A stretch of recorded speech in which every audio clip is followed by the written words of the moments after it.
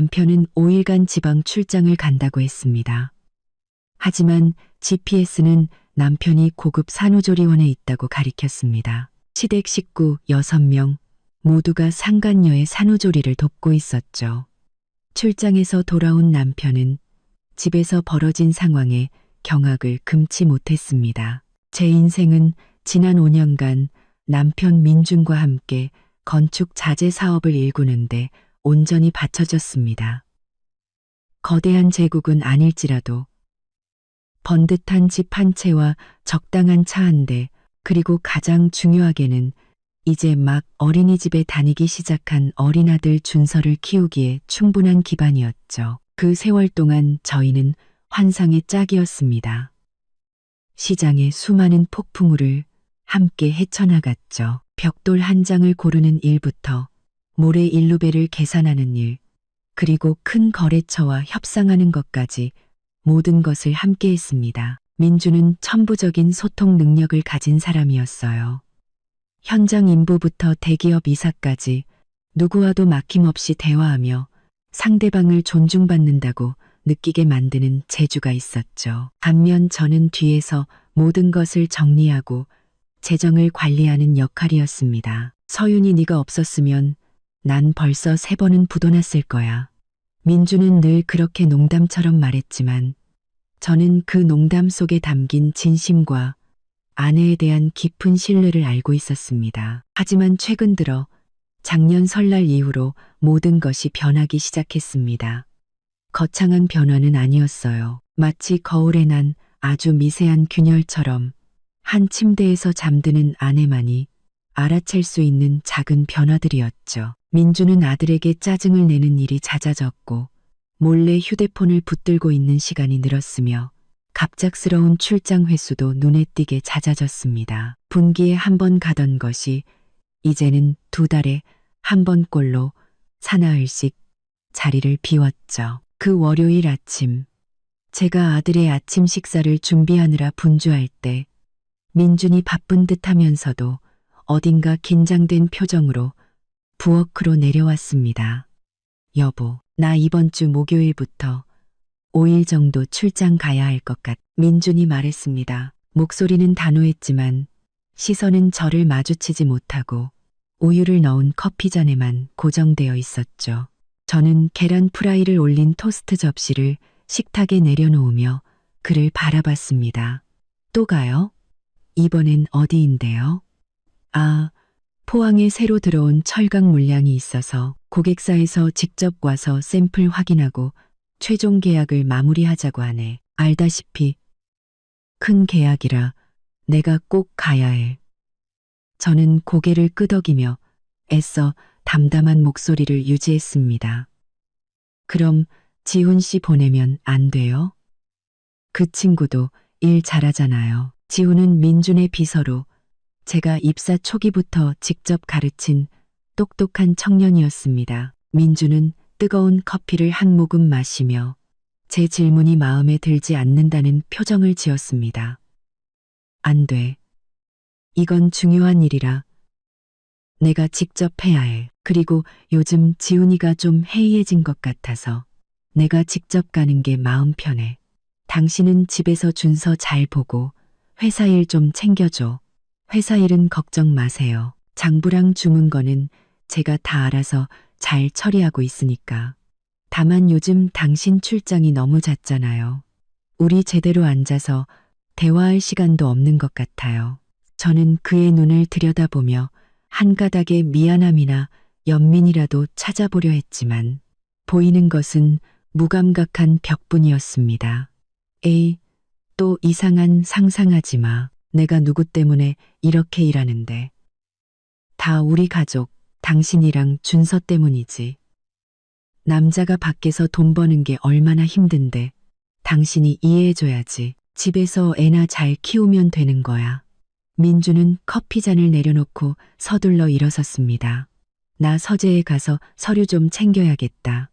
점심에 급한 회의가 있어서 저는 남편의 뒷모습을 바라봤습니다. 등골을 타고 차가운 기운이 흘렀죠. 남자가 밖에서 돈 버는 게 얼마나 힘든데라는 말은 참 익숙했지만 오늘따라 그 말이 섬뜩할 정도로 비꼬는 것처럼 들렸습니다. 우리 집을 위해서일까? 아니면 내가 모르는 다른 집을 위해서일까? 이상한 점은 그의 말뿐만이 아니었습니다. 출장을 준비하는 방식도 평소와 달랐죠. 보통은 제가 그의 짐을 챙겨줬습니다. 저는 그가 거래처를 만날 때 어떤 색의 셔츠를 입는지, 장거리 운전을 할 때 어떤 양말을 선호하는지까지 꿰뚫고 있었죠. 하지만 이번에는 민준이 모든 것을 직접 챙겼고 심지어 오후 내내 서재문을 잠그기까지 했습니다. 의심은 하루아침에 생긴 것이 아니었습니다. 제가 전화를 걸 때면 갑자기 끊어버리던 순간들, 서둘러 삭제하던 문자 메시지들, 그리고 제게 등을 돌린 채 거짓으로 깊이 잠든 척하던 수많은 밤들로부터 쌓여온 것이었죠. 적어도 저는 그렇게 느꼈습니다. 제가 그에게 다가가려 할 때마다 그는 무의식적으로 몸을 움츠렸습니다. 남자의 마음이 변하면 그 얼굴부터 달라진다는 것을 저는 알고 있었습니다. 하지만 민주는 그 모든 변화를 바쁘다는 책임감이라는 가면 아래 교묘하게 숨겼습니다. 서윤아, 내 말 듣고 있어? 민준이 위층에서 짜증 섞인 목소리로 외쳤습니다. 오늘 오후에 창고에서 내 캐리어 좀 꺼내다줘. 짐 싸야 하니까. 네, 알았어요. 저는 대답했지만 마음속으로는 조용한 결심을 굳혔습니다. 이번만큼은 부엌에서 밥이나 짓는 아내로만 머물지 않으리라. 내 마음속에서 점점 커져가는 이 불안의 근원을 찾기 위해 남편의 모든 행동을 파고들 것이다. 만약 모든 게 내 오해였다면 기쁘게 사과하고 받아들일 것이다. 하지만 만약 아니라면 저는 최악의 상황에 대한 준비가 되어 있었습니다. 그날 하루 종일 저는 넋이 나간 사람 같았습니다. 컴퓨터 앞에 앉아 회사의 재무보고서를 검토하려 애썼지만 숫자들은 눈앞에서 춤을 추었고 도무지 집중할 수가 없었습니다. 지금 제게 중요한 것은 이번 분기의 수익이 아니라 진실이었습니다. 제 인생의 모든 폭풍우를 함께 헤쳐온 그 남자에 대한 진실 말입니다. 저는 자리에서 일어나 창고로 가서 익숙한 검은색 캐리어를 꺼냈습니다. 그리고 민준이 들어오자마자 볼 수 있도록 침실 구석에 놓았죠. 그 캐리어는 우리와 함께 수많은 출장길에 올랐지만 오늘따라 유독 무겁고 비밀스러운 기운을 풍겼습니다. 그 안에는 옷과 서류 외에 또 무엇이 들어있을지 알 수 없었죠. 하지만 저는 민준의 이번 출장이 단순한 출장이 아닐 것이라고 직감했습니다. 그것은 어떤 시작이거나 혹은 아마도 끝일지도 모릅니다. 저는 긴 한숨을 내쉬며 마음을 다잡고 적절한 때를 기다렸습니다. 이제는 제 스스로 답을 찾아야 할 시간이었습니다. 그날 저녁은 마치 천둥번개를 가득 품은 먹구름처럼 무겁게 흘러갔습니다. 저희는 거의 완벽한 침묵 속에서 저녁 식사를 했죠. 아들 준서가 어린이집에서 있었던 일을 제잘거렸지만 저와 민주는 건성으로 고개를 끄덕일 뿐 마음은 다른 곳에 가 있었습니다. 아들이 잠든 후 저는 민준에게 회사 상황이나 새로운 거래처에 대해 물으며 대화를 시도했지만 그는 마지못해 대답할 뿐 다시 휴대폰 화면에 시선을 고정했습니다. 나 올라가서 짐 좀 쌀게. 내일 일찍 일어나야 해서. 제가 자신을 뚫어지게 쳐다보는 것을 느꼈는지 민준이 약간 짜증 섞인 목소리로 말했습니다. 제가 옷 챙기는 거 도와줄게요. 당신은 꼭 자잘한 걸 빼먹잖아요. 민준은 순간 움찔하는 듯 했지만 금세 태연한 척했습니다. 아니야, 괜찮아. 내가 알아서 할 수 있어. 이번엔 중요한 서류가 많아서 내가 직접 챙기는 게 확실해. 그가 그렇게 말했지만 저는 그를 따라 방으로 들어갔습니다. 저는 정장과 폴로 셔츠 몇 벌을 한쪽에 정리하기 시작했습니다. 그리고 그가 늘 챙겨 다니는 영양제와 두 통약이 담긴 상자를 꺼냈죠. 그때 민주는 속옷 서랍 앞에서 무언가를 만지작거리고 있었습니다. 여보. 제가 불렀습니다. 제 손은 넥타이를 정리하고 있었죠. 이 캐리어 좀 낡았네요. 보니까 밑에 있는 보조 수납 공간 지퍼 쪽이 뜯어진 것 같은데. 거기엔 중요한 거 넣지 마세요. 저는 아주 자연스럽게 말했지만 민준의 얼굴에 스치는 긴장감을 똑똑히 보았습니다. 그곳은 지난 몇 년간 우리 부부의 중요한 서류를 보관해 온 비밀 공간이었습니다. 사실 그곳은 보조 수납 공간이 아니라 숨겨진 지퍼로만 열 수 있는 이중 안감이었죠. 아, 거기? 아직 괜찮아.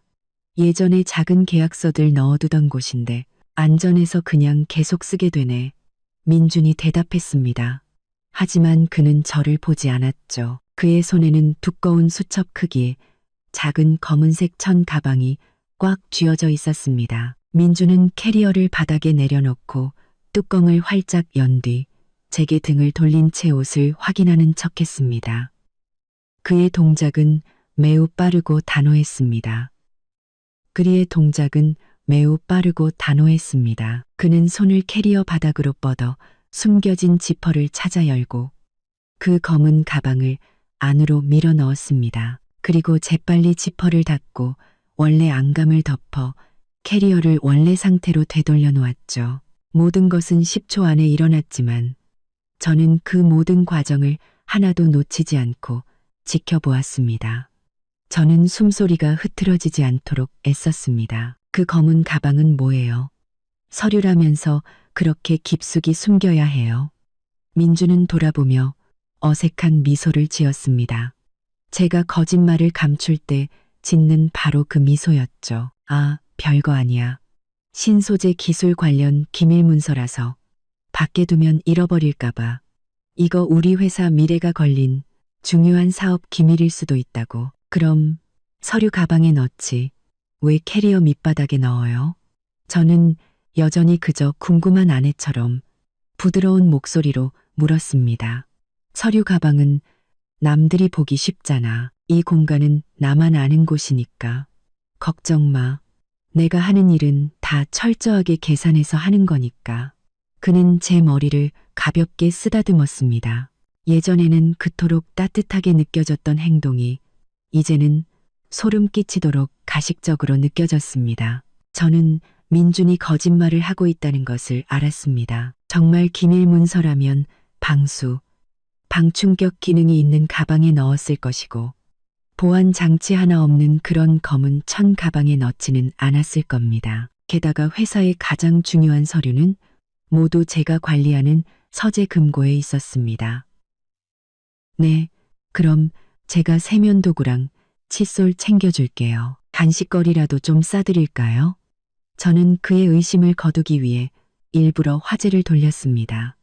아니, 괜찮아. 고마워. 당신은 먼저 자. 난 내일 일찍 일어나야 하니까. 이것만 마저 정리하고 바로 들어갈게. 민준이 말했습니다. 저는 침실을 나왔지만 잠자리에 들지 않았습니다. 저는 곧장 제 작은 서재로 들어가 컴퓨터를 켜고 두 가지 중요한 일을 했습니다. 첫째, 민준이 제게 문자로 보냈던 포항5일 출장 공지를 캡처했습니다. 터털, 이것은 거짓된 시간과 장소에 대한 증거가 될 겁니다. 둘째, 저는 위치 추적 앱을 열었습니다. 몇 년 전부터 저희는 서로의 위치를 항상 공유하도록 설정해 두었습니다. 주로 장거리 운전을 할 때 서로의 안전을 확인하기 위함이었죠. 저는 그의 위치 공유가 여전히 켜져 있는지 다시 한번 확인했습니다. 휴대폰 화면에는 민준의 위치가 집으로 표시되어 있었고 그것은 마치 조용한 약속처럼 보였습니다. 하지만 저는 그 약속이 캐리어 밑바닥 깊숙한 곳에 숨겨진 의문의 검은 가방에 의해 더럽혀졌다는 것을 알았습니다. 저는 침대로 돌아와 민준 옆에 누웠습니다. 그는 이미 등을 돌린 채 규칙적인 숨소리를 내며 깊이 잠든 척하고 있었죠. 저도 눈을 감았지만 정신은 그 어느 때보다 또렷했습니다. 오늘 밤은 잠들 수 없을 겁니다. 그 검은 가방, 그것은 단순한 기밀 문서가 아니라 끔찍한 비밀을 담고 있었습니다. 제가 애써 쌓아 올린 결혼 생활과 가정을 송두리째 무너뜨릴 수 있는 진실을 말입니다. 방 안은 어둠에 잠겼고 에어컨 소리만 규칙적으로 들려왔습니다. 저는 옆에 누운 남자의 숨소리를 들었습니다.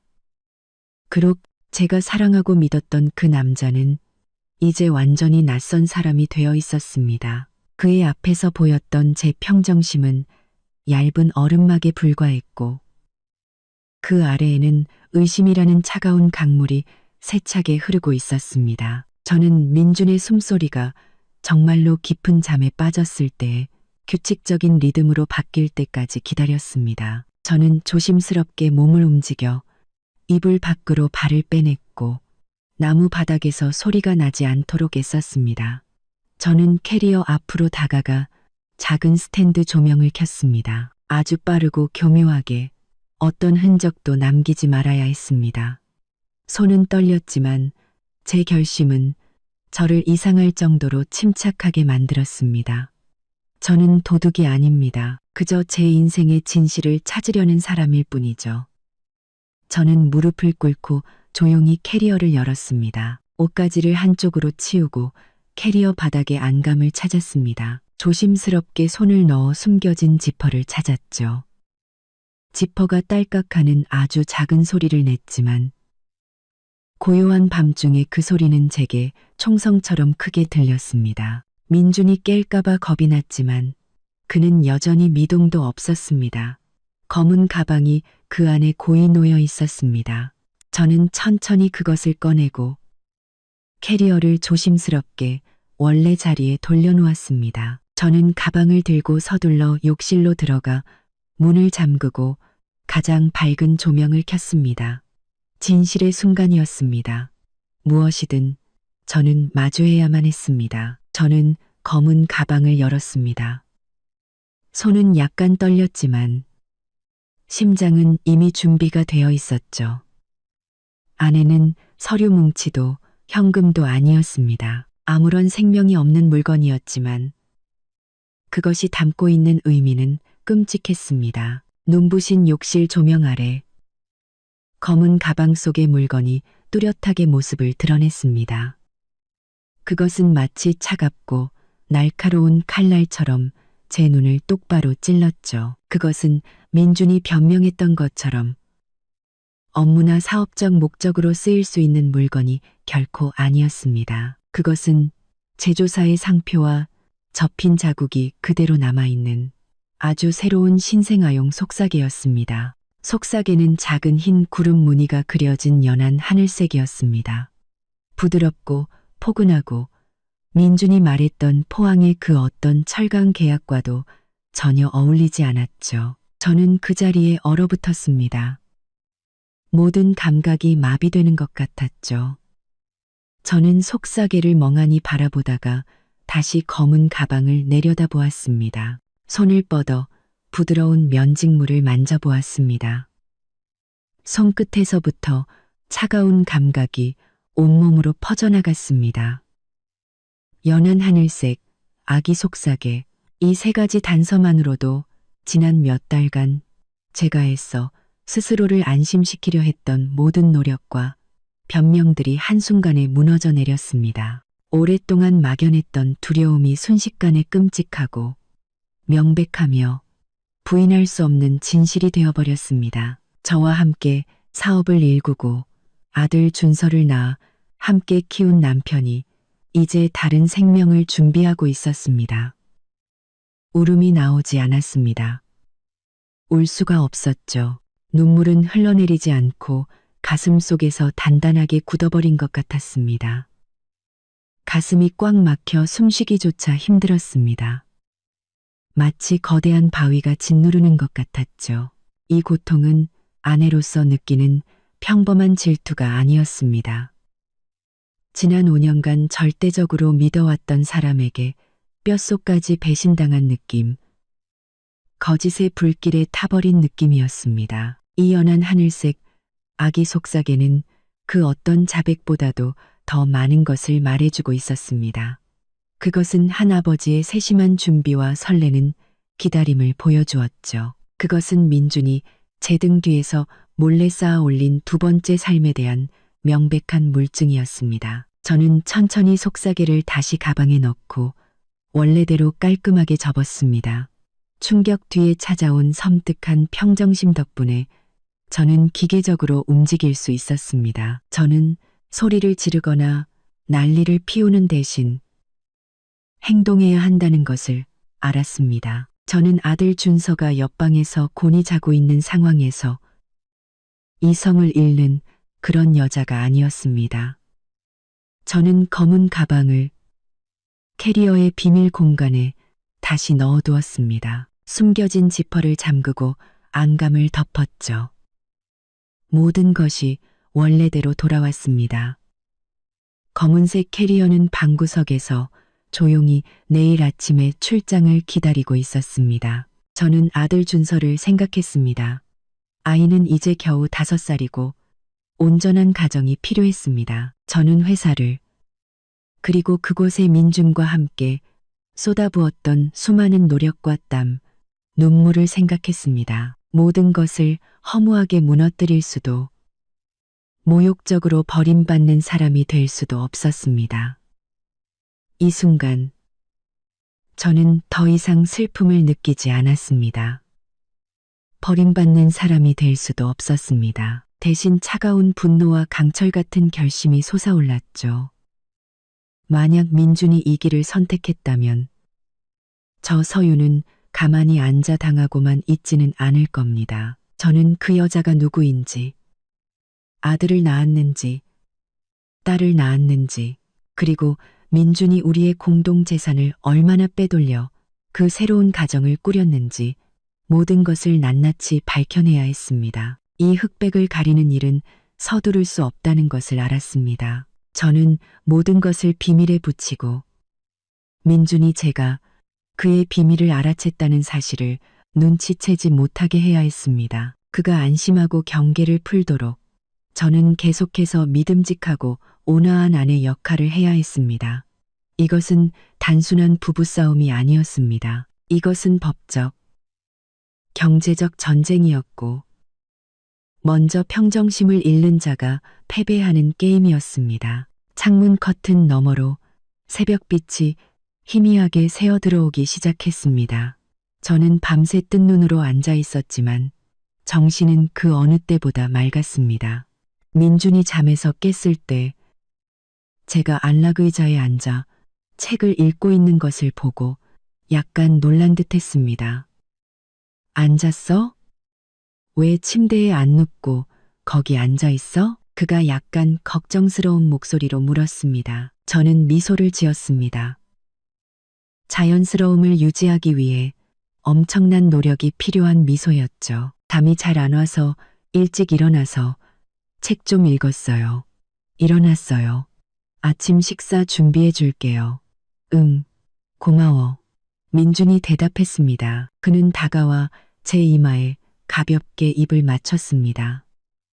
그 입맞춤이 지금 제게는 더러운 얼룩처럼 느껴졌습니다. 이번 출장 다녀오면서 당신이랑 준서 선물 사올게. 네, 알았어요. 운전 조심하고 건강 잘 챙겨요. 저는 대답하며 속으로 생각했습니다. 당신의 이번 출장은 우리 인생을 송두리째 바꿔놓을 여행이 될 거예요. 저는 민준이 욕실로 들어가는 것을 보았습니다. 제 머릿속에서는 그 연한 하늘색 아기 속삭이가 곧 벌어질 무자비한 전투를 알리는 깃발로 변해 있었습니다. 저는 다짐했습니다. 아들을 위해 그리고 나 자신을 위해 강해져야 한다고. 저는 그 안락의자에 앉아 지난 1년여 동안 민준이 보였던 사소한 행동들, 무심코 지나쳤던 이상한 낌새들을 떠올렸습니다. 6개월 전부터 민준은 거래처와 술자리가 있다는 핑계를 대며 늦게 귀가하는 일이 잦아졌습니다. 그는 자정이 넘어 돌아오곤 했고 몸에서는 짙은 술 냄새와 낯선 향수 냄새가 났습니다. 제가 물으면 그는 귀찮다는 듯이 대꾸했죠. 여보, 큰 사업하려면 이런 접대는 어쩔 수 없어. 술집 여자들 향수 냄새겠지. 알잖아. 그냥 비즈니스야. 내가 뭐 선 넘는 짓이라도 한 것처럼 그러지 마. 그때 저는 그를 믿었습니다. 남자가 밖에서 돈 버는 게 힘드니 접대는 피할 수 없는 일이라고 생각했죠. 하지만 이제 와서 보니 그 밤들은 단순한 접대가 아니었습니다. 시어머니 생신날도 기억납니다. 온 가족이 모였지만 민준만은 자리에 없었죠. 그는 미안함이 가득한 목소리로 전화를 걸어왔습니다. 어머니, 죄송해요. 철강 물량에 문제가 생겨서 지금 급하게 항구에 나와 있어요. 외국 파트너랑 해결해야 해서요. 도저히 못 갈 것 같아요. 이해해 주세요. 시부모님은 실망한 기색이 역력했지만 그래도 이해하는 척 하셨습니다. 그래, 일이 우선이지. 일부터 잘 마무리하거라. 하지만 그날 민주는 항구에 가지 않았습니다. 이제 저는 추측할 수 있었습니다. 아마도 그날 그의 내연녀는 친어머니보다 더 중요한 이유로 그를 곁에 필요로 했을 겁니다. 4개월 전쯤 제가 우연히 민준이 새 휴대폰을 산 것을 본 일도 뚜렷이 기억납니다. 그가 평소에 쓰던 종류가 아닌 구형 모델이었죠. 제가 물었습니다. 휴대폰은 왜 또 샀어요? 또 땅 샀거나 집이라도 사게요? 민주는 아주 재빨리 대답했습니다. 아, 이거 지훈이 주려고. 걔 쓰던 폰이 고장 났다는데 연락할 일이 많아서 하나 사줬어. 저는 민준이 직원들에게 후한 사람이라고 늘 생각해왔기에 아무런 의심도 하지 않았습니다. 하지만 이제 와서 보니 그 휴대폰과 문이 잠긴 서재에서 몰래 하던 통화들은 명백한 신호였습니다. 이 모든 사건들이 연한 하늘색 아기 속삭이와 합쳐지자 민준이 쌓아올린 거짓 행복의 장막은 산산조각이 났습니다. 저는 역겨움을 느꼈습니다. 단지 배신감 때문만이 아니라 그가 너무나도 능숙하게 거짓말을 하고 심지어 가족을 위해서라는 명분을 내세워 자신의 죄를 덮으려 했다는 사실 때문이었습니다. 저는 창밖을 보았습니다. 어둠은 걷히고 민준의 5일짜리 출장이 시작되는 목요일의 희미한 아침 햇살이 비치고 있었습니다. 저는 감정에 휘둘려서는 안 된다는 것을 알았습니다.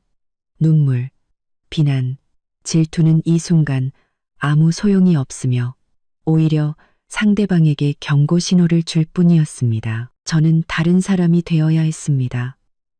차갑고 이성적이며 치밀한 전략을 가진 여자로 말입니다. 저는 자리에서 일어나 부엌으로 가서 평소처럼 아침 식사를 준비하기 시작했습니다. 저는 민준과 준서 그리고 제 자신을 위한 아침을 차렸습니다. 겉으로 저는 여전히 현명한 아내, 완벽한 엄마인 서윤이었습니다. 하지만 제 내면은 이미 소리 없는 전쟁을 준비하는 전략가로 변해 있었습니다. 아침 식사를 하는 동안 민주는 한결 편안해 보였습니다. 아마도 모든 것이 완벽하게 감춰졌다고 생각했기 때문이겠죠. 준서는 아직 안 일어났어? 얼굴 한번 보고 가야지. 민준이 커피를 마시며 물었습니다. 방금 일어났어요. 위층에서 양치하고 있어요. 그냥 두세요. 알아서 내려올 거예요. 아침은 다 차려놨어요. 저는 아무 일도 없다는 듯 달콤한 목소리로 대답했습니다. 민준을 배웅할 때도 저는 그 미소를 유지했습니다. 운전 조심해요. 도착하면 전화하고요. 응, 알았어. 얼른 들어가. 오후에 다시 전화할게. 민주는 저를 급하게 한번 안아주고는 서둘러 차에 올랐습니다. 저는 문 앞에 서서 회사차가 골목을 빠져나가 모퉁이 너머로 완전히 사라질 때까지 지켜보았습니다. 저는 바로 집으로 들어가지 않았습니다. 민준이 충분히 멀리 가서 다시 돌아오지 않을 것이라는 확신이 들 때까지 약 10분간 그 자리에 서 있었죠. 그런 다음 집으로 들어가 문을 잠그고 서재로 올라갔습니다. 진실을 확인할 시간이었습니다. 저는 휴대폰의 위치 추적 앱을 열었습니다. 숨이 멎는 듯했고 심장이 빠르게 뛰었습니다. 두려움 때문이 아니라 곧 드러날 끔찍한 진실에 대한 기다림 때문이었습니다. 저는 책상에 앉아 휴대폰을 양손으로 잡았습니다. 화면이 밝아지며 지도 위에 2개의 점이 표시되었습니다. 하나는 집에 있는 저를 나타내는 분홍색 점, 다른 하나는 민준의 위치를 나타내는 초록색 점이었습니다. 민준의 차는 익숙한 거리를 천천히 지나 우리 회사를 거쳐 도심으로 향하고 있었습니다. 저는 지도를 뚫어져라 쳐다보며 손에 땀이 날 정도로 휴대폰을 꽉 쥐었습니다. 아침 9시쯤 약 1시간을 이동한 후 초록색 점에 움직임이 느려지기 시작했습니다. 그 점은 앞으로 나아가지 않고 오히려 큰 건물과 의료시설이 밀집한 도심 한복판에서 완전히 멈춰섰습니다. 저는 지도를 확대했습니다. 장소의 이름이 뚜렷하게 나타났습니다. 마치 칼로 심장을 도려내는 듯 차가운 이름이었습니다. 서울국제여성병원. 그동안의 모든 의심, 아기 속삭이에 대한 모든 두려움이 이제 구체적인 이름으로 확인되었습니다. 민주는 출장을 간 것이 아니었습니다. 그는 산부인과 병원에 있었습니다. 그의 내연녀가 아이를 낳은 것이 틀림없었습니다. 저는 말없이 앉아 있었습니다.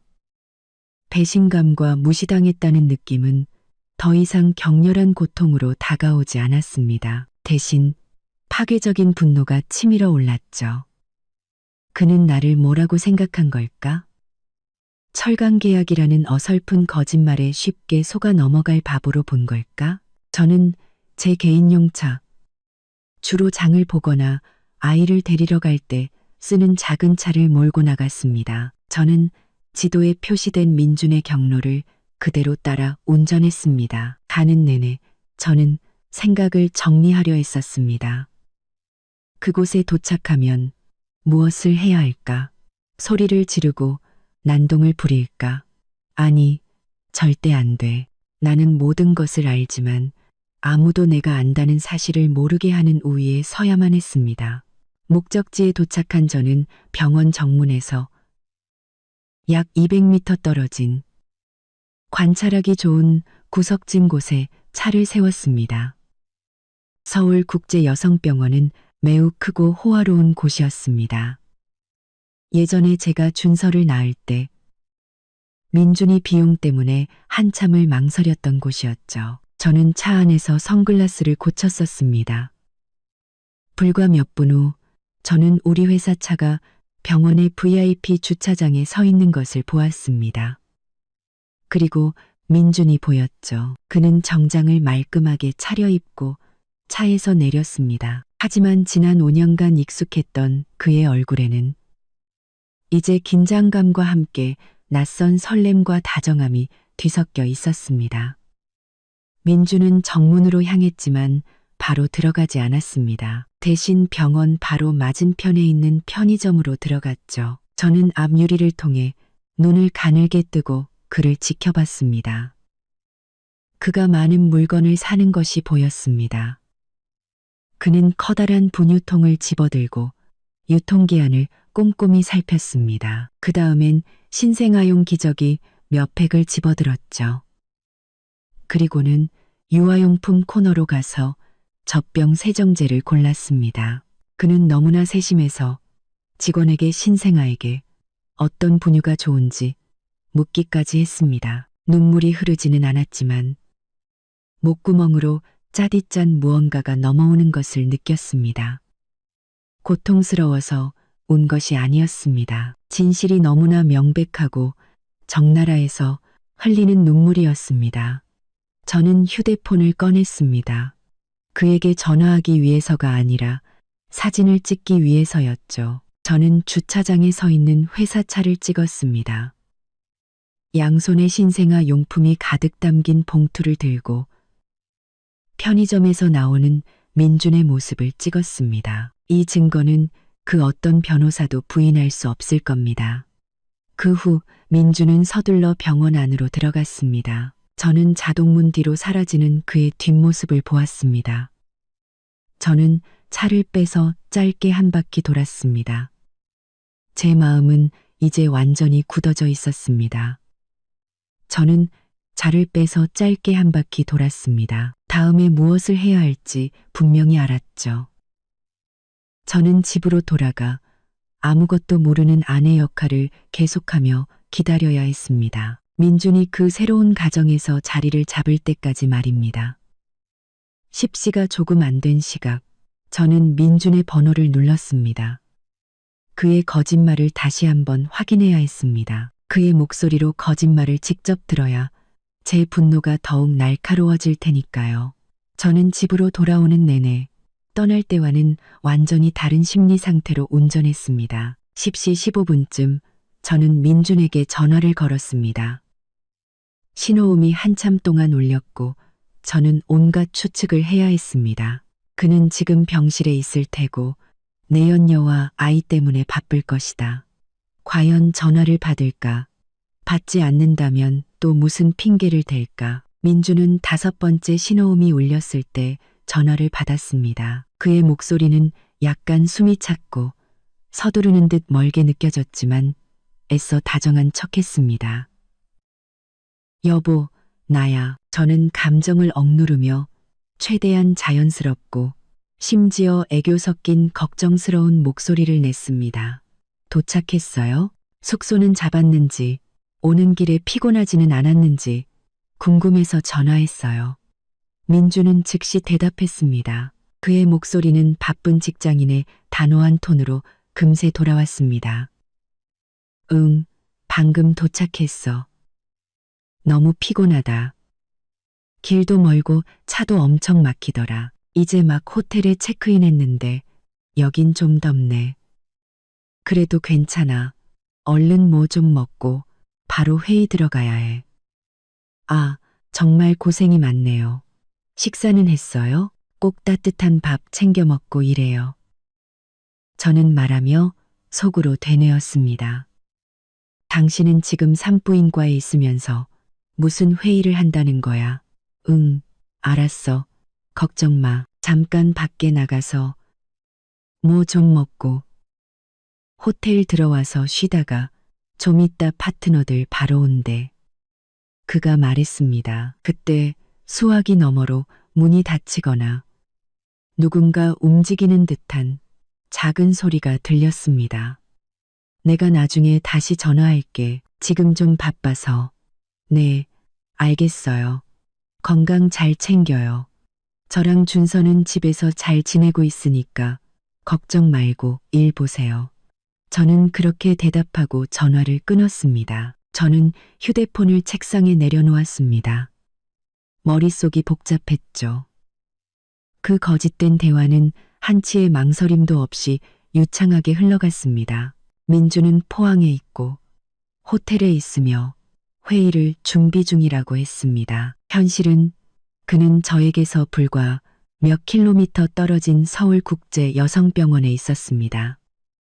그의 뻔뻔함은 모든 한계를 넘어섰습니다. 분노를 억눌러야 했습니다. 지금 제가 할 수 있는 유일한 일이었습니다. 모든 울분과 분노를 억누르고 섣불리 행동해서 그를 경계하게 만들어서는 안 됐습니다. 만약 지금 제가 난리를 피운다면 민주는 경계심을 품고 모든 흔적을 지울 것이고 저는 법적, 경제적으로 유리한 고지를 잃게 될 겁니다. 저는 상황을 정리하기 시작했습니다. 모든 것이 명백해졌습니다. 민주는 사생아를 낳았고 내연녀가 있으며 그녀를 최고급 병원에 입원시켰습니다. 그는 이 모든 일에 우리의 공동 재산을 사용했습니다. 다음으로 제가 해야 할 일은 체계적으로 증거를 수집하는 것이었습니다. 저는 제 고통을 명민함으로 배신감을 법적 무기로 바꿔야 했습니다. 저는 컴퓨터를 켜고 일을 시작했습니다. 회사 일이 아닌 제 개인적인 일을 말입니다. 먼저 저는 부부 공동 명의의 은행 계좌를 열었습니다. 이 계좌는 제가 관리하고 있었고 민주는 돈을 인출하고 결제할 권한만 있었지만 모든 거래 내역은 제게 통보되었습니다. 저는 최근 6개월간의 모든 거래 내역을 훑었습니다. 저는 비정상적으로 큰 지출 내역에 집중했습니다. 제 눈은 2주 전에 한 거액 이체 거래에 멈췄습니다. 금액은 2천만 원. 메모란에는 신규 프로젝트 지원금이라고 적혀 있었습니다. 수취인의 이름은 김혜진. 저는 회사에 김혜진이라는 개인에게 현금을 이체해야 할 프로젝트가 있었다는 기억이 전혀 없었습니다. 저는 계속해서 가계부를 확인했습니다. 민주는 거의 매주 거액의 현금을 인출했습니다. 그는 늘 거래처 접대비로 쓴다고 말했지만 그 지출 내역은 회사 보고서에 전혀 기재되지 않았습니다. 제가 찾아낸 숫자 하나하나가 제 가슴을 베는 칼날이었지만 동시에 명백한 증거이기도 했습니다. 저는 모든 의심스러운 거래 내역 화면을 캡처하고 신중하게 인쇄하여 별도의 파일에 보관했습니다. 저는 오후 내내 식사도 거른 채 마치 기계처럼 그 일에 매달렸습니다. 준서가 집에 돌아왔을 때 저는 모든 것을 잠시 접어두고 아이와 놀아주고 저녁을 차렸습니다. 저는 준서의 삶을 평온하게 유지해야 한다는 것을 알았습니다. 아이가 지금 제 가장 큰 목표이자 힘이었으니까요. 준서가 잠든 후 저는 다시 일을 계속했습니다. 저는 집문서, 등기부등본, 사업자 등록증 등 모든 서류를 찾아냈습니다. 소유주 이름과 발급 날짜를 확인했죠. 무엇이 제 소유이고 무엇이 합법적인 공동재산인지 정확히 알고 싶었습니다. 저는 이 모든 일을 혼자 할 수 없다는 것을 알았습니다. 제게는 동맹, 즉 제가 스스로는 다가갈 수 없는 비밀의 깊은 곳까지 파고들어줄 전문가가 필요했습니다. 하지만 그 전에 저는 그 여자와 시댁 식구들의 공모에 대한 명백한 증거가 더 필요했습니다. 시댁 식구들의 진실, 문제는 민준의 내연녀에서 그치지 않았습니다. 다음 날 아침 저는 사람의 마음을 시험해 보기로 결심했습니다. 저는 그 어떤 할아버지, 할머니도 외면할 수 없는 이유를 택했습니다. 바로 제 아들 준서가 아프다는 것이었죠. 준서는 유독 할머니, 할아버지를 잘 따랐고 저는 준서가 열이 난다는 소식만 들으면 시부모님이 걱정하며 바로 달려오실 거라는 걸 알았습니다. 아침 10시쯤 저는 시어머니께 전화를 걸었습니다. 일부러 당황하고 걱정하는 듯한 목소리를 냈지만 필요한 만큼의 침착함은 유지했죠. 전으로 대서떨을 만큼의 침착함은 유지했죠. 어머니, 저 서윤이에요. 저는 휴대폰을 꽉 쥔 채 말했습니다. 시어머니의 목소리는 마치 어딘가에서 몰래 통화하는 사람처럼 약간 숨이 가빠 보였습니다. 서윤이냐? 이 시간에 웬일이니? 내가 지금 좀 바빠서. 네, 죄송해요, 어머님. 그런데 급하게 도움이 필요해서요. 준서가 열이 너무 심해요. 계속 끙끙 앓기만 하고 해열제를 먹였는데도 소용이 없어요. 민준 씨는 포항 출장 중이고 저 혼자서는 애를 데리고 병원에 가기가 너무 힘들어서요. 가는 길에 지칠까봐 걱정돼서요. 아버님이랑 같이 오셔서 준서 병원 가는 것 좀 도와주실 수 있으세요? 저는 시어머니가 잠시 말을 멈추는 것을 들었습니다. 아마 누군가를 쳐다보거나 어떤 거짓말을 지어낼지 고민하는 중이었을 겁니다. 어머나, 우리 준서가 또 아프다니? 아이고, 내 새끼 어떡해. 목소리는 걱정스러워 보였지만 당장이라도 달려올 기세는 전혀 아니었습니다. 그런데 안 되겠다.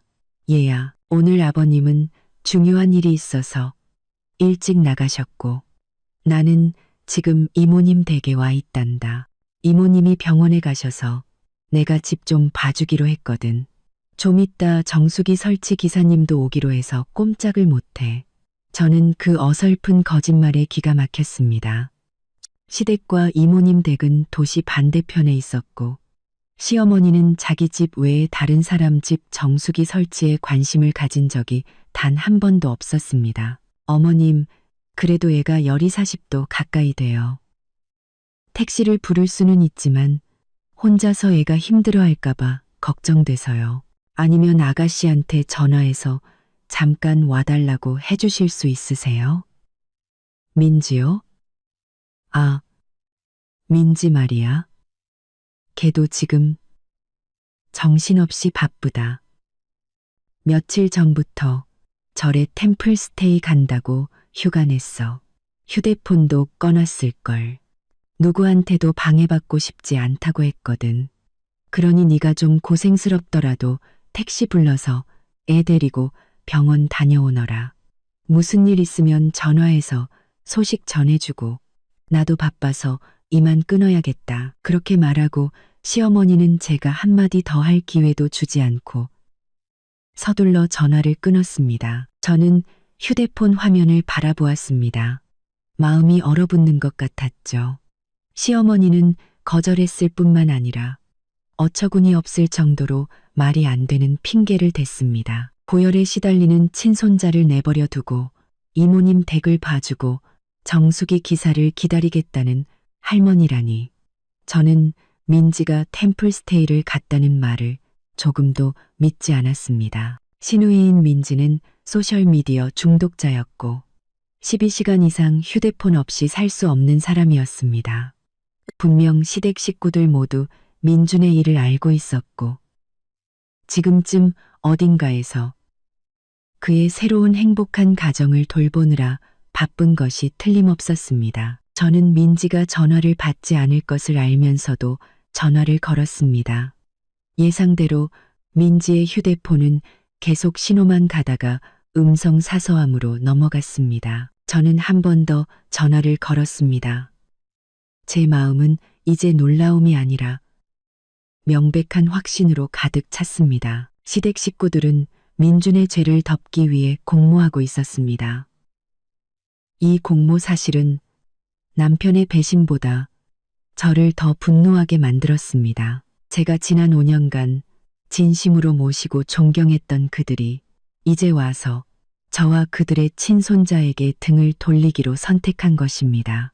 저는 준서를 꼭 껴안았습니다. 우리 둘이서 병원 가자, 준서야. 미안해. 아무도 필요 없어. 저는 아이를 데리고 병원에 다녀온 후 오후에 집으로 돌아왔습니다. 아이는 의사에게 약을 처방받고 열이 내리기 시작했죠. 준서가 깊이 잠든 동안 저는 제 일을 계속했습니다. 저는 주소록을 열어 예전 사업 파트너에게서 평판이 좋다고 들었던 변호사의 번호를 찾았고 연락할 준비를 했습니다. 하지만 제게는 증거가 하나 더 필요했습니다. 금융거래 내역이나 병원 밖에 주차된 차 사진이 아닌 민준의 새로운 가족이 함께 있는 완전한 그림 말입니다. 저는 서울국제여성병원에 다시 가야 했습니다. 이번에는 밖에서 지켜보기만 하지는 않을 겁니다. 민준이 출장을 떠난 지 이틀 후인 토요일이 되어서야 저는 다시 서울국제여성병원에 갈 기회를 잡을 수 있었습니다. 저는 병원이 붐비고 민준이 시댁 식구들을 모두 데리고 문병을 올 가능성이 높아 그들의 경계심이 느슨해질 주말을 택했습니다. 저는 이번 방문을 위해 철저히 준비했죠. 옷차림을 완전히 바꿨습니다. 단정한 오피스룩 대신 헐렁한 청바지에 후드티를 입고 두꺼운 뿔테 안경과 얼굴 대부분을 가리는 의료용 마스크를 썼습니다. 저는 민준과 그의 내연녀를 봤을지도 모르는 병원 직원 중 그 누구도 제가 속고 있는 아내라는 사실을 알아채지 못하기를 바랐습니다. 저는 병원으로 차를 몰고 가 꽤 멀리 떨어진 공영 주차장에 차를 세운 뒤 걸어 들어갔습니다. 서울국제여성병원은 정말 호화로운 곳이었습니다. 로비는 넓고 깨끗했으며 은은한 아로마 오일 향기가 났죠. 저는 산부인과 진료실을 찾는 척하며 주위를 살피며 천천히 걸었습니다. 저는 사람이 많이 오가는 엘리베이터 구역으로 갔습니다. 구석진 곳에 서서 휴대폰을 보는 척했지만 제 귀는 간호사들과 직원들의 모든 대화에 집중하고 있었습니다. 그러다 저는 안내 데스크 근처에 서서 이야기를 나누며 킥킥거리는 젊은 간호사 2명의 대화를 엿듣게 되었습니다. 선생님, 306호 산모님 보셨어요? 한 간호사가 말했습니다. 아, 그 김혜진 씨요. 봤죠. 그분 남편분 정말 최고인 것 같아요. 매일같이 와서 거의 여기서 사시는 것 같던데요. 심지어 개인 간병인까지 따로 고용했더라고요. 정말 대단해요. 다른 간호사가 감탄하는 목소리로 대답했습니다. 맞아요. 듣자 하니 시댁 식구들도 총출동해서 극진히 돌봐준대요. 시아버지, 시어머니, 시누이까지 온 가족이 교대로 와서 돌본다니 그분 정말 복받은 거죠. 여기 있는 다른 산모들 보면 남편은 잠깐 왔다 가기 바쁜데. 아, 그분 아기 아들이에요. 딸이에요? 귀한 아들이라서 온 집안이 난리 났다던데요. 아들이래요. 그런데 정말 예쁘게 생겼어요. 아마 첫째인가 봐요. 사는 물건들이 전부 새 것이고 아직 육아 경험은 없어 보이더라고요. 심장이 멎는 것 같았습니다. 306호 김혜진 씨, 온 시댁 식구, 귀한 아들, 최고의 남편, 모든 것이 하나의 진실을 가리키고 있었습니다. 민주는 김혜진이라는 여자와 아들을 낳았고 그의 가족 모두가 그 사실을 알 뿐만 아니라 그녀를 극진히 돌보고 있었습니다. 저는 깊은 숨을 들이쉬며 호흡을 가다듬었습니다. 저는 306호에 가봐야 했습니다. 저는 3층으로 걸어 올라갔습니다. 복도는 더 조용했고 각 병실은 1인실이었습니다. 저는 조용히 걸으며 문 하나하나를 살폈습니다. 306호에 가까워질수록 제 발걸음은 느려졌지만 동시에 더 단호해졌죠. 마침내 저는 306호 문 앞에 섰습니다. 문이 살짝 열려 있었고 안에서 조용히 대화하는 소리가 들려왔습니다. 저는 문틈에 귀를 바싹대고 엿들었습니다. 시어머니의 목소리였습니다. 혜진아, 이 미역국 좀 다 먹으렴. 잘 먹어야 우리 손주 먹일 젖이 잘 나오지. 그리고 민준의 목소리가 들렸습니다. 먹어, 내가 떠먹여줄게. 당신은 그냥 푹 쉬기만 해. 회사 일은 내가 다 알아서 처리했어. 우리 아들 정말 순하다. 세상 모르고 자네. 시누이 민지의 목소리도 끼어들었습니다. 새언니, 걱정 말고 푹 쉬세요. 제가 몸에 좋은 거 더 사왔어요. 아무 걱정 마세요. 우리 식구들이 다 여기 있잖아요. 새언니. 그 단어는 마치 망치처럼 제 머리를 강타했습니다. 제가 그토록 잘해주었던 시누이 민지, 지난 5년간 저를 형님이라고 불렀던 그녀가 이제 저 여자를 새언니라고 부르고 있었습니다. 더 이상 참을 수 없었습니다. 저는 영상과 음성 증거가 필요했습니다. 저는 휴대폰을 꺼내 무음 모드로 바꾸고 카메라와 녹음 기능을 켰습니다. 저는 306호 문을 아주 살짝 안을 들여다볼 수 있을 만큼만 더 열었습니다. 방 안의 광경은 제게 치명적인 일격이었습니다. 민주는 침대 옆에 앉아 연한 하늘색 속삭이에 쌓인 아기를 품에 안고 있었습니다.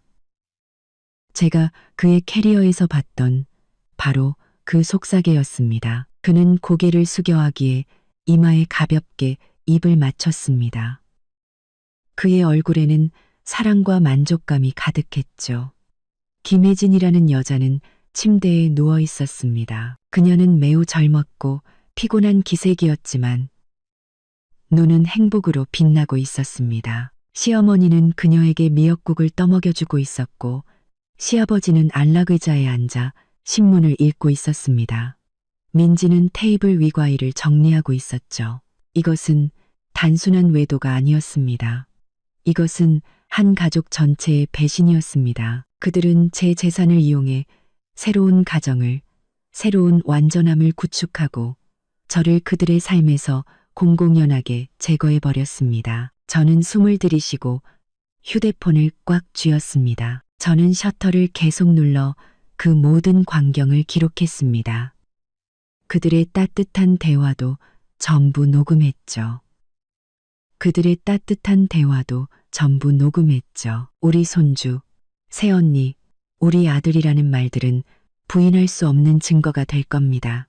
충분한 증거를 모은 후 저는 조용히 문을 닫았습니다. 저는 306호를 빠져나와 마치 불길 속에서 걸어 나온 듯한 기분으로 병원 복도를 걸었습니다. 저는 진실을 보았습니다. 이제 제가 행동할 차례였습니다.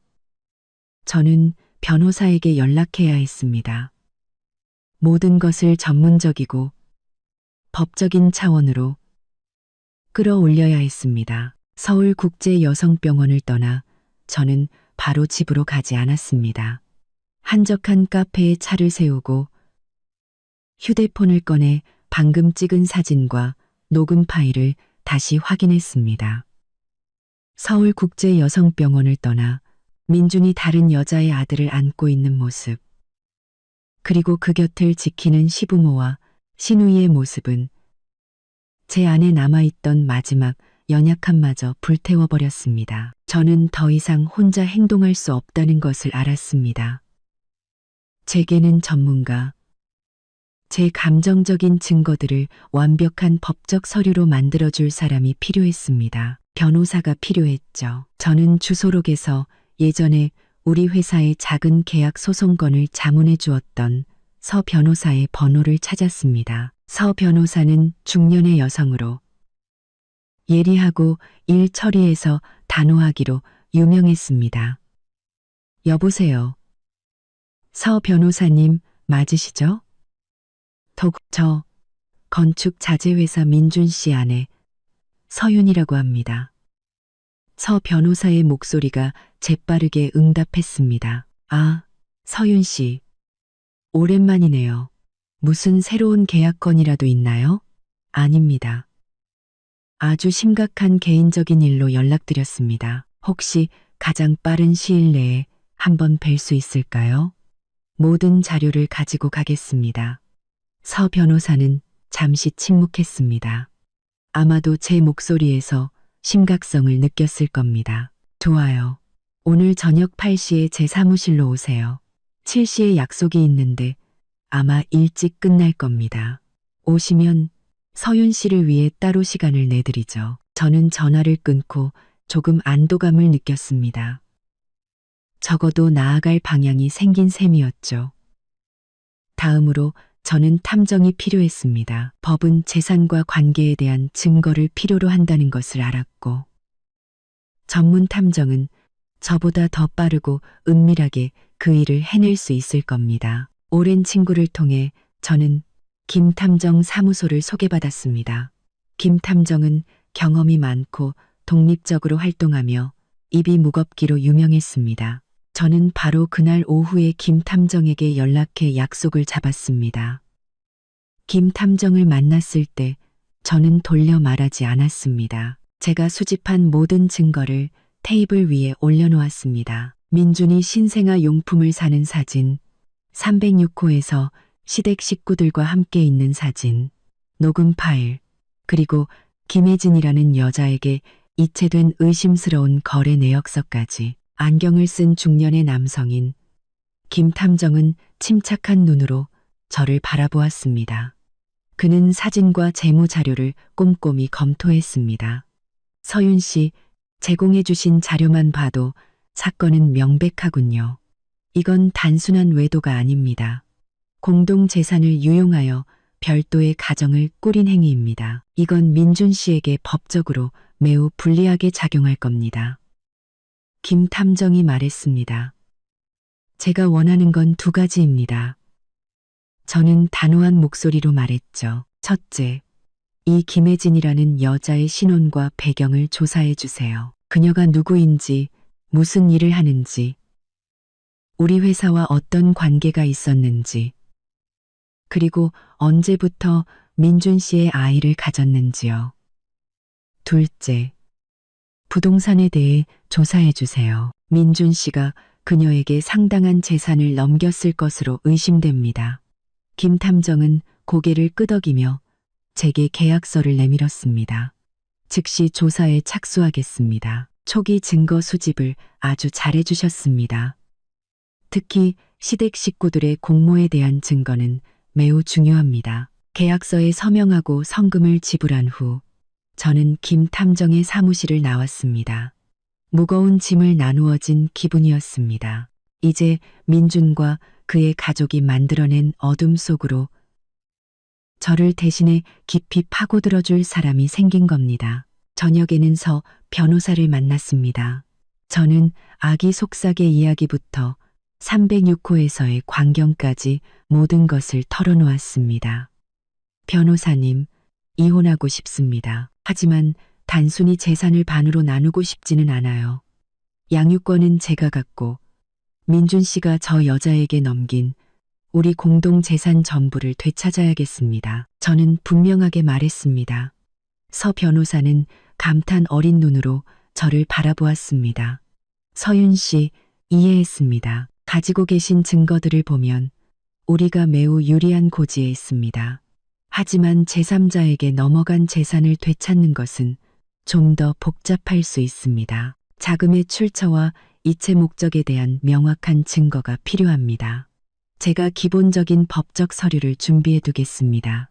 김 탐정에게서 상세 보고서가 오면 바로 소송을 시작하겠습니다. 그때까지 평정심을 유지하고 아무것도 모르는 아내 역할을 계속하셔야 합니다. 저는 고개를 끄덕였습니다. 서 변호사와 김 탐정을 만난 것은 제 고통을 구체적인 행동 계획으로 바꾸는데 큰 도움이 되었습니다. 저는 이제 민준과 그의 가족을 마주할 준비가 되었습니다. 눈물이 아닌 법과 진실로 말입니다. 서 변호사와 김 탐정을 만난 지 이틀 후 저는 아무 일도 없었다는 듯이 일상을 계속했습니다. 평소처럼 회사에 출근해 계약서를 검토하고 직원들과 회의를 했죠.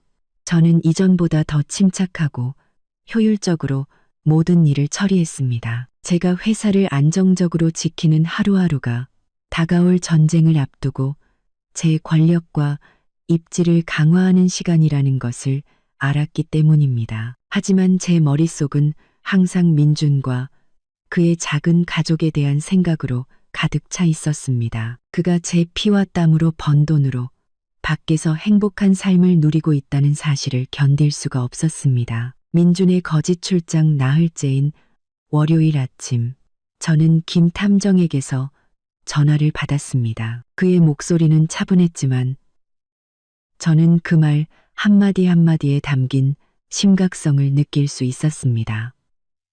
서윤 씨, 요청하신 상세 조사 결과가 나왔습니다. 모든 것이 예상하신 대로였고 심지어 더 심각합니다. 사무실로 오셔서 서류를 확인하시고 다음 계획을 논의했으면 합니다. 저는 서둘러 일을 정리하고 직원들에게는 중요한 파트너와 회의가 있다고 둘러댔습니다. 점심때쯤 김 탐정의 사무실에 도착했죠. 김 탐정은 제 앞에 두꺼운 서류 파일을 놓았습니다. 그는 파일을 펼쳐 체계적으로 정리된 증거들을 가리켰습니다. 이 김혜진이라는 여성, 본명은 김혜진 맞습니다. 최근 졸업한 인턴 사원으로 약 6개월간 서윤 씨 회사 마케팅팀에서 근무했습니다. 민준 씨와의 관계는 그때부터 시작된 것으로 보입니다. 입사 후 얼마 지나지 않아 임신을 했고요. 김 탐정이 담담하게 설명했습니다. 저는 들었지만 놀라지 않았습니다. 모든 것이 너무나 명백했으니까요. 저는 그저 고개를 끄덕여 계속하라는 신호를 보냈습니다.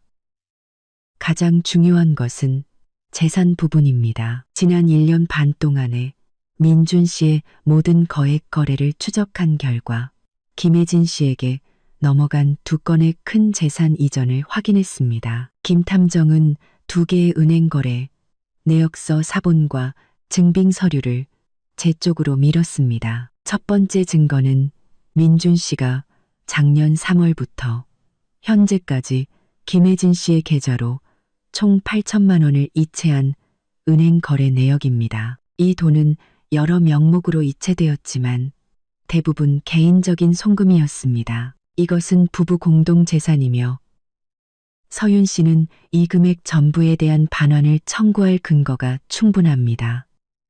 김 탐정이 말했습니다. 저는 8천만 원이라는 숫자를 보았습니다. 탐정이 8천만 원이라는 숫자를 보았습니다. 그것은 회사의 상당한 유동 자금이었습니다. 민주는 그 돈을 내연녀에게 생활비로 대준 것입니다. 2번째 증거는 더욱 충격적이었습니다. 김 탐정은 부동산 매매 계약서 사본을 테이블 위에 올려놓았습니다. 이 서류는 지난달 민준 씨가 강남구에 있는 고급 오피스텔을 매입했다는 증거입니다. 이 오피스텔의 가치는 5억 원이며 전액 현금으로 일시불 지급되었습니다. 주목할 점은 이 오피스텔이 김혜진 씨 명의로 되어 있다는 것입니다. 5억, 제 손이 떨리는 숫자였습니다. 우리가 지금 살고 있는 집, 우리가 그토록 고생하며 겨우 마련한 이 집조차도 그렇게 큰 금액을 일시불로 지불할 가치는 아니었습니다. 민주는 가족과 회사에 축적된 자본 대부분을 빼돌려 내연녀에게 집을 사준 것입니다. 김 탐정님, 확실한가요? 이 오피스텔이 완전히 그녀 명의로 되어 있다고요? 제 목소리가 굳어지며 물었습니다. 확실합니다. 서윤 씨, 매매는 매우 은밀하게 이루어졌지만 부동산 등기 기록은 숨길 수 없습니다. 민준 씨는 임의명의 이전 절차까지 완료했습니다. 이것은 민준 씨가 아내의 동의 없이 공동재산을 유용하여 타인에게 이전한 가장 명백한 증거입니다. 저는 의자에 몸을 기댄 채 서류에 인쇄된 숫자들과 김혜진이라는 이름을 뚫어져라 쳐다보았습니다. 고급 산후조리원 비용, 매달 지원해준 수백만 원의 생활비, 그리고 5억짜리 오피스텔. 이 모든 것이 제 것이었고 제 노력이었습니다. 이 배신은 단지 감정의 문제가 아니었습니다. 그것은 치밀하게 계획된 잔인한 경제적 공격이었습니다. 고맙습니다.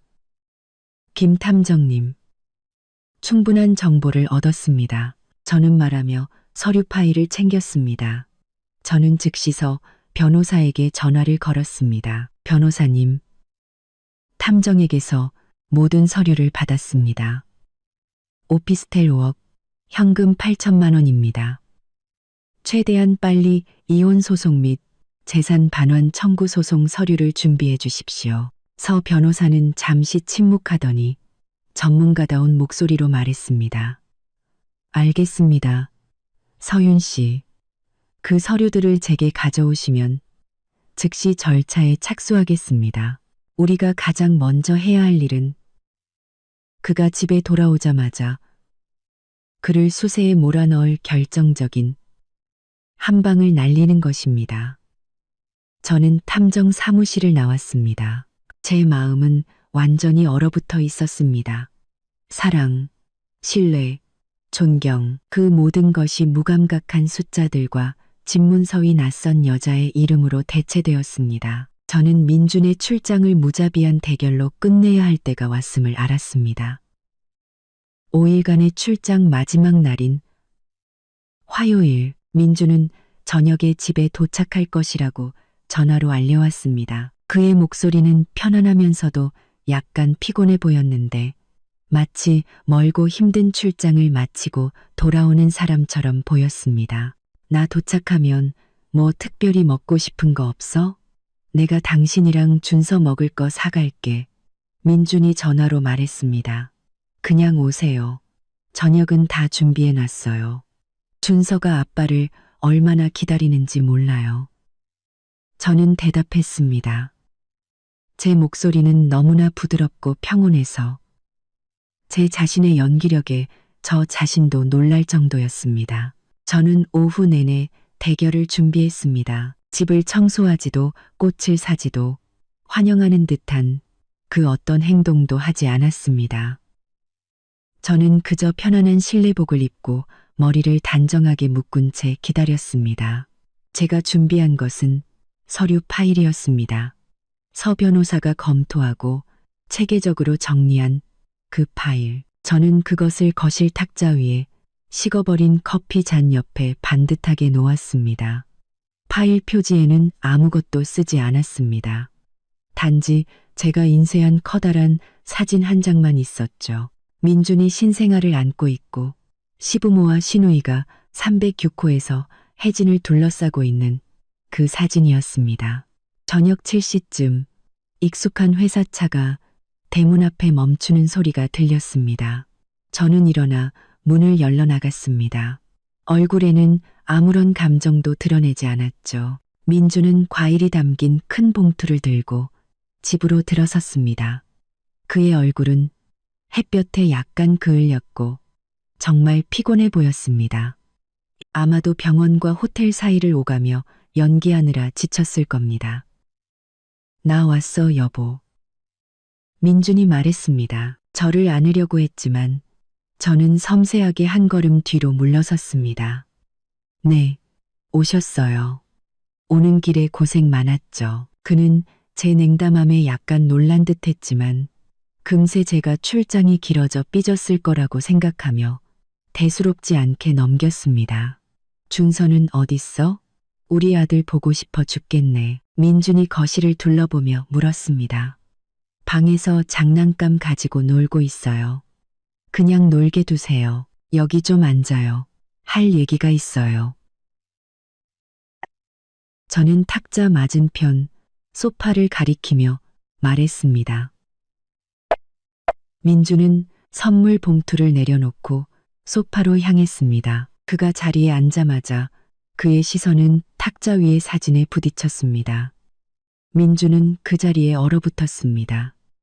그의 얼굴색이 순식간에 변했죠. 피곤함은 온데간데 없고 극심한 공포가 그 자리를 차지했습니다. 그는 사진을 뚫어져라 쳐다보다가 저를 올려다보았습니다. 이게 뭐야? 서윤아, 이게 어떻게 된 거야? 민준의 목소리는 평소의 자신감을 잃고 갈라졌습니다. 저는 그의 질문에 대답하지 않고 천천히 서류 파일을 그의 쪽으로 밀었습니다. 보세요. 당신이 포항까지 가서 지켜야 한다던 그 중요한 서류들이에요. 꼼꼼히 보세요. 당신을 위해 아주 충실하게 준비했으니까. 민주는 떨리는 손으로 파일을 열었습니다. 그의 시선은 사진들과 녹음 기록을 스쳐 지나 은행 거래 내역서에 멈췄습니다. 혜진에게 이체된 8천만 원의 상세 내역, 그리고 마지막으로 그 여자 명의로 된 5억짜리 오피스텔 소유권 증명서까지. 민준의 이마에 땀이 송골송골 맺히기 시작했습니다. 그는 무언가 말하려 했지만 목이 맨 듯 말을 잇지 못했습니다. 서윤아, 나 미행한 거야. 미행하지 않았어요. 민준 씨, 저는 단지 이 회사와 이 가정의 재정을 관리하는 사람일 뿐이에요. 당신이 당신의 권한을 남용해서 우리 공동 재산으로 다른 살림을 차렸는데 내가 모를 거라고 생각했어요? 저는 소리치거나 눈물 한 방울 흘리지 않고 놀라울 정도로 침착한 목소리로 말했습니다. 제 침착함은 민준을 더욱 두렵게 만들었습니다. 그는 파일을 테이블 위로 내던지고 벌떡 일어섰습니다. 네가 생각하는 그런 거 아니야. 혜진이는. 걔는 그냥 직원이야. 아주 뛰어난 직원. 걔가 어렵다고 해서 그냥 좀 도와준 것뿐이야. 그 집은 걔가 애 데리고 편하게 살라고 내가 그냥 빌려준 거야. 다른 뜻은 전혀 없었어. 뛰어난 직원이라서 당신이 직접 분유랑 기저귀를 사다 주고 병실에서 그 여자애를 안고 있었군요. 뛰어난 직원이라서 당신 부모님이 그녀를 새아가라고 부르며 손주를 돌봐주셨고요. 거짓말 그만해요, 민준 씨. 당신이 말을 할수록 당신의 비겁함만 더 드러날 뿐이에요. 저는 한치의 물러섬도 없이 그의 눈을 똑바로 쳐다보았습니다. 궁지에 몰리자 민주는 무릎을 꿇고 제 다리를 붙잡았습니다. 서윤아, 제발. 내가 잘못했어. 그냥 한순간 유혹에 넘어간 거야. 맹세할게. 정말 맹세해. 당장 다 정리할게. 제발 날 믿어줘. 나 버리면 안 되잖아. 이 회사는 우리 거잖아. 다시는 그 여자 얼굴도 안 볼게. 저는 꼿꼿이 선 채 그의 손에서 다리를 빼냈습니다. 당신이 무릎 꿇는 건 반성해서가 아니라 돈을 잃을까봐 두려워서예요. 당신이 무릎 꿇는 건 이 서류 파일 때문이지 내가 당신에게 바쳤던 믿음 때문이 아니라고요. 아니야, 서윤아. 진심이야. 제발 일 크게 만들지 마. 제발 일 크게 만들지 마. 이 일이 밖에 알려지면 우리 가족, 우리 회사 전부 망가진단 말이야. 민준이 애원하며 눈물을 흘리기 시작했습니다. 저는 일 크게 만들지 않아요. 저는 단지 공정함을 원할 뿐이에요. 이제 이 결혼을 끝낼 시간이에요. 이혼, 합의서에 서명해요. 당신이 협조하면 모든 건 조용히 끝날 거예요. 저는 애원하는 그의 얼굴을 똑바로 쳐다보았습니다. 제 마음은 조금도 흔들리지 않았습니다. 민주는 제 발치에 무릎을 꿇고 공포와 눈물로 얼룩진 얼굴을 하고 있었습니다. 하지만 그에게서는 진심 어린 후회를 찾아볼 수 없었죠. 그의 두려움은 저를 잃는 것에 대한 것이 아니라 그가 가진 모든 것, 즉 돈과 명예, 그리고 사업을 잃을 위기에 처했기 때문이었습니다. 서윤아, 무슨 소리 하는 거야? 이혼이라니? 안 돼. 절대로 안 돼. 이혼하면 회사는 어떻게 되고 거래처 사람들은 날 어떻게 보겠어? 민준이 제 옷자락을 붙잡고 애원했습니다. 우리 공동 재산호 8천만 원을 빼돌려서 다른 여자 집 사주고 생활비 대줄 때는 회사 생각 안 했어요? 저는 그의 비굴함을 꿰뚫어 보며 차갑게 물었습니다. 저는 주머니에서 미리 인쇄해둔 종이를 꺼냈습니다. 이건 합의서예요. 여기에 서명하면 우린 평화롭게 이혼할 수 있어요. 당신이 협조한다면 모든 건 비밀로 지켜질 거고요. 민주는 종이를 들여다보더니 그 조항들을 읽고는 눈이 휘둥그레졌습니다. 첫째, 아들 준서의 양육권은 제가 가지며 민주는 양육비를 충실히 지급할 의무를 진다. 둘째, 회사 지분은 제가 60%, 민준이 40%를 가진다. 이것은 그동안의 제 노력과 재정적 책임을 고려할 때 가장 공정한 수치였습니다. 셋째, 민주는 제3자에게 이전된 모든 공동재산, 즉 현금 8천만 원과 혜진 명의의 5억 원짜리 오피스텔을 전액 반환할 책임을 진다. 60%? 3전, 그리고 집까지 뺏겠다고? 너 미쳤어? 서윤아, 너 나 죽이려고 작정했어? 민주는 거의 소리를 질렀습니다. 조금 전의 두려움은 분노로 변해 있었죠. 이게 최소한의 조건이에요. 최소한의 조건이에요. 이게 싫으면 저는 법원에 단독으로 이혼 소송을 제기할 거고, 동시에 당신의 외도, 재산 유용, 그리고 당신 가족의 공모에 대한 모든 증거를 모든 거래처와 주주, 친척들에게 공개할 겁니다. 민주는 얼굴이 불그락푸르락해지며 일어섰습니다. 네가 감히? 너 자신도 망가지는 건 두렵지 않아? 이미 당신이 날 망가뜨렸어요. 민준 씨, 난 이제 공정함 말고는 잃을 게 없어요. 저는 테이블 위에 서류 파일을 다시 집어들고 그의 손에 이혼 합의서가 아닌 다른 서류가 담긴 얇은 봉투를 쥐어주었습니다. 조용히 이혼하고 싶어요. 아니면 파산과 망신을 맛보고 싶어요. 생각하고 이 합의서에 서명할 시간 3일 줄게요. 그 시간 동안 당신이 결정을 더 쉽게 내릴 수 있도록 이 서류를 자세히 보는 게 좋을 거예요. 민주는 봉투를 열어 서류를 훑어보았습니다. 그는 내용을 바로 이해하지 못했지만 저는 그의 얼굴을 잠식하는 당혹감을 볼 수 있었습니다. 그것은 모든 공동 계좌에 대한 임시 동결 명령서였습니다. 이게 뭐야? 계좌 동결. 네가 무슨 짓을 한 거야? 민주는 완전히 이성을 잃고 소리쳤습니다. 맞아요. 서 변호사님과 함께 진행했어요. 당신이 이 집에 발을 들여놓는 순간 회사의 운영 자금을 포함한 모든 공동은행 계좌는 임시 동결 처리됐어요. 제가 은행에 통보했거든요. 직원들 월급 계좌를 제외하고 모든 거액 거래, 지출, 이체는 중단됐어요. 저는 한 글자 한 글자 민준의 가슴에 못을 박듯 말했습니다. 당신은 현금을 인출할 수도 자재 대금을 결제할 수도 혜진에게 돈을 보낼 수도 없어요. 아무것도 할 수 없다고요. 당신이 합의서에 서명하지 않으면 회사는 3일 안에 멈출 수도 있어요. 이 순간 민주는 완전히 무너졌습니다. 그는 회사 계좌 동결이 가장 치명적인 공격이라는 것을 잘 알고 있었습니다. 그는 회사 계좌 동결이 가장 치명적인 공격이라는 것을 건축 자재 업계에서 공급업체에 대한 대금 지급이 단 하루만 늦어져도 10년간 쌓아온 신용이 무너질 수 있었습니다. 너 정말 잔인하다. 서윤아, 어떻게 네 회사에 이럴 수가 있어? 민준이 완전히 절망한 목소리로 중얼거렸습니다. 내가 잔인한 게 아니에요.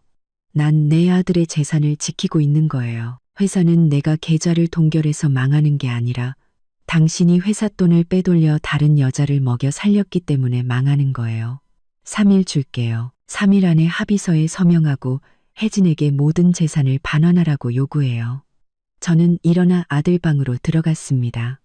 여기서 잘 생각해요. 오늘 밤은 준서랑 잘 테니까 거짓말쟁이랑 한 방에 있고 싶지 않네요. 저는 문을 닫았습니다. 거실에는 민준이 창백한 얼굴로 망연자실 서 있었습니다. 그는 제가 설계한 정교한 덫에 갇혔고 더 이상 물러설 곳이 없었습니다. 그는 그의 선택은 이제 사랑이나 가족이 아닌 경제적인 생존의 문제였습니다. 다음 날 아침, 민주는 창백한 얼굴과 퀭한 눈으로 일어났습니다. 그는 거실에서 멍하니 앉아 은행과 자신의 변호사에게 전화를 걸었지만 모든 정보는 계좌 동결이 합법적이라는 사실만을 확인시켜 주었습니다. 제가 공동 계좌주로서 재산 분쟁 시 거래 중지를 요청할 권리가 있었기 때문입니다. 민준의 변호사는 제게 유리한 이혼 합의를 받아들이거나 시끄럽고 비용이 많이 드는 법정 소송을 준비하라고 조언할 뿐이었습니다. 민준은 제게 아무 말도 걸지 않고 유령처럼 집안을 배회했습니다. 그는 준서에게 말을 걸려 했지만 아이는 아빠의 긴장된 얼굴을 보고 무서워하는 듯 했습니다. 오후 4시쯤 제가 방에서 내일을 위한 자재 계약서를 검토하고 있을 때였습니다. 아래층에서 큰 소란이 벌어져 저는 깜짝 놀랐습니다. 대문이 활짝 열리고 시끄러운 고함 소리가 들려왔습니다. 저는 침착하게 계단을 내려가 거실을 내려다보았습니다. 시댁 식구들이 모두 몰려와 있었습니다. 시아버지, 시어머니, 그리고 시누이 민지까지. 그들의 얼굴은 분노와 걱정으로 가득 차 있었죠. 민주는 방구석에서 그들을 막으려 했지만 역부족이었습니다. 어머니, 아버지, 민지야, 다들 여기서 뭐 하시는 거예요? 민준이 더듬거리며 말했습니다. 시어머니는 제가 내려오는 것을 보자마자 달려들어 제 얼굴에 손가락질을 했습니다. 서윤이, 너 정말 악독하구나. 감히 우리 민준이 계좌를 동결시켜. 이 집안 다 죽이려고 작정했어? 시어머니의 목소리는 비난으로 가득 차 날카롭게 울려 퍼졌습니다. 무슨 말씀이세요? 어머님, 저는 이해가 안 되네요. 저는 얼음장처럼 차가운 표정을 유지했습니다. 이해가 안 돼? 아주 잘났구나. 민준이한테 다 들었다. 너도 알지? 혜진이가 갓난애를 낳고 비싼 산후조리원에 있는 거. 거기서 매주 비용을 결제하라고 독촉한단 말이다. 그런데 계좌가 다 막혀서 민준이가 돈을 못 찾잖아. 못 보낸다고 네가 우리 새아가랑 손주를 조리원에서 쫓겨나게 만들 셈이야. 저는 시어머니를 바라보았습니다. 역겨운 감정이 치밀어 올랐죠. 그녀는 제 안부나 준서의 안부는 묻지도 않고 오직 제 남편을 빼앗은 여자와 그들의 불법적인 손주만을 걱정하고 있었습니다. 시아버지는 근엄한 표정을 유지하려 애썼지만 그의 목소리에도 압박감이 서려 있었습니다. 서윤아, 무슨 일을 하든 가족 간의 정을 생각해야지. 어쨌든 이왕 이렇게 된 거 네가 너무 심하게 구는 거다. 당장 계좌 동결 풀고 돈 문제는 나중에 다시 얘기하자. 신우이 민지도 끼어들었습니다. 목소리는 아주 건방졌죠. 형님, 너무 욕심 부리지 마세요. 오빠가 형님이랑 준서는 책임진다고 했잖아요. 근데 지금 이렇게 하는 건 오빠를 죽으라는 길로 내모는 거예요. 사업하는 사람이 유동자금 없으면 회사 망하는 거 몰라요?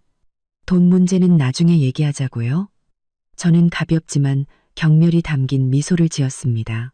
어머님, 아버님, 아가씨, 제가 한 가지만 여쭤볼게요. 당신들 아들과 손주가 병원에 있을 때, 제가 어머님께 전화했을 때, 왜 이모님 댁을 봐줘야 해서 바쁘다고 하셨어요? 왜 민지는 템플스테이 가서 휴대폰을 꺼놨다고 했죠? 세 사람 모두 깜짝 놀라 얼굴이 분노에서 당혹감과 두려움으로 변했습니다. 그들은 제가 이 사실을 알고 있을 거라고는 상상도 못했던 겁니다. 말 돌리지 마라. 서윤아, 대답이나 해. 언제 민준이 계좌 동결 풀어줄 거야? 시어머니가 본론으로 돌아가려 했으며 물었습니다. 혜진 씨 조리원 비용은 언제 결제되는데요? 저는 그들의 목소리를 압도할 만큼 조금 더 큰 목소리로 되물었습니다. 정말 웃기는군요. 그 조리원 비용은 원래 우리 준서 분유값이나 회사 직원들 월급으로 나갔어야 할 돈이에요. 그런데 감히 여기 와서 저한테 요구를 하세요? 네가 무슨 말을 그렇게 하니? 돈은 민준이가 번 돈인데 네가 무슨 권리로 그런 말을 해? 시아버지가 목소리를 높이려 했지만 그의 목소리는 이미 힘이 빠져 있었습니다. 저는 더 이상 말싸움하지 않았습니다. 이 소란을 잠재울 결정적인 한 방을 날릴 때가 왔음을 알았죠. 저는 책상으로 곧장 걸어갔습니다. 그곳에는 제가 미리 준비해둔 더 두껍고 조심스럽게 봉인된 또 다른 서류 파일이 있었죠. 더 이상 말하고 싶지 않네요. 온 가족이 공모해서 저를 속이고 친손자를 버려두고 다른 여자의 아이를 돌봤으니 그럼 오늘 당신들이 그 거짓된 행복을 쌓기 위해 무엇을 팔아넘겼는지 똑똑히 보여드리죠. 저는 그렇게 말하고 파일의 봉인을 거칠게 뜯었습니다. 저는 목소리를 높일 필요가 없었습니다. 제 침착함과 제가 내미는 증거들은 거실 전체를 침묵시키기에 충분한 무게를 가지고 있었죠. 저는 첫 번째 사진을 테이블 위에 올려놓았습니다. 민준이 신생아를 안고 있고 시부모와 민지가 306호에서 혜진을 돌보는 사진이었습니다. 어머님, 아버님은 혜진 씨를 모른다고 하셨죠. 민지는 템플스테이에 갔다고 했고요. 이건 온 가족의 공모에 대한 증거입니다. 다들 거기 계셨잖아요. 그녀를 새아가라고 부르고 아기를 손주라고 불렀죠. 이 증거는 아주 선명하게 녹음되어 있습니다. 시댁 식구들의 얼굴이 순식간에 잿빛으로 변했습니다. 시어머니는 한 걸음 물러서며 손으로 입을 막았고 시아버지는 소파에 털썩 주저앉아 사진을 멍하니 쳐다보았습니다. 저는 멈추지 않았습니다. 저는 다음 페이지로 넘겨 고급 오피스텔 매매 계약서 사본을 보여주었습니다. 이 오피스텔은 5억 원짜리로 민준 씨가 저와 그의 공동 재산을 이용해 사서 혜진 씨 명의로 해준 겁니다. 아버님, 어머님, 이 돈이 민준 씨 개인 돈이라고 생각하세요? 이건 우리 부부가 밤낮으로 고생하며 모은 재산이고 제 피와 땀이 서린 노력의 결과물입니다. 다음은 이체 내역서 사본이었습니다. 이건 현금 8천만 원입니다. 민준 씨가 여러 번에 걸쳐 혜진 씨에게 이체한 돈이죠. 이 돈은 원래 건축 자재를 들여오거나 직원들 월급을 주는데 사용되었어야 합니다. 민준 씨는 내연녀를 부양하기 위해 회사 자금을 빼돌렸습니다. 그런데 이제 와서 저한테 계좌를 풀어 혜진 씨가 산후조리원 비용을 낼 수 있게 해달라고요? 저는 경멸 가득한 목소리로 물었습니다. 당신들은 제 돈과 제 회사를 이용해 새로운 가정을 꾸리고 이제 와서 저한테 양보하라고 요구하는 겁니다. 저는 바보가 아니고 쉽게 당하는 사람도 아닙니다. 방구석에서 조용히 서 있던 민주는 이제 완전히 무너져 내렸습니다. 그는 모든 것이 발각되었다는 것을 알았죠. 시어머니가 마침내 입을 열었지만 목소리는 힘없고 두려움에 가득 차 있었습니다. 서윤아, 우리 민준이 좀 살려다오. 이 일이 밖에 알려지면 우리 집안 체면이 뭐가 되겠니? 체면이요? 당신들이 때를 지어 병원에 가서 제 남편의 내연녀를 돌볼 때 제 체면, 우리 준서의 체면은 생각해 보셨어요? 시아버지는 손으로 얼굴을 가리고 무거운 한숨을 내쉬었습니다. 서윤아, 내가 미안하다. 내가 너무 어리석었어. 내가 잘못했다는 거 안다. 하지만 우리 민준이한테 살 길은 좀 열어줄 수 없겠니? 네가 이렇게 계좌를 묶어두면 회사는 망하고 말 거야. 회사가 망하느냐 마느냐는 민준 씨에게 달렸어요. 저에게 유리한 이혼 합의서에 서명하고 그 내연녀에게 재산을 반환하라고 요구하기만 하면 돼요. 그러면 저는 즉시 회사 계좌 동결을 풀고 모든 것은 법원에서 해결될 겁니다. 그렇지 않으면 그는 공동 재산 유용 행위에 대해 법적 책임을 져야 할 거예요. 더 이상 할 말이 없었습니다.